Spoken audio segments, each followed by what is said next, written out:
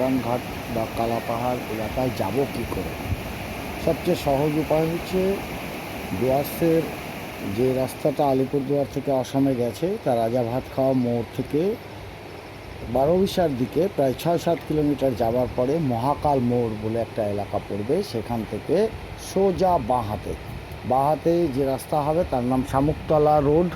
এই শামুকতলা বাজারে পৌঁছে যাবেন, তারপরে সেখান থেকে হাতিপাতা রোড ধরতে হবে। হাতিপাতা রোড হয়ে সোজা চলে যাবে ময়নাবাড়ি ফরেস্ট হয়ে ভুটান ঘাটের এই কালা পাহাড়ের কাছে।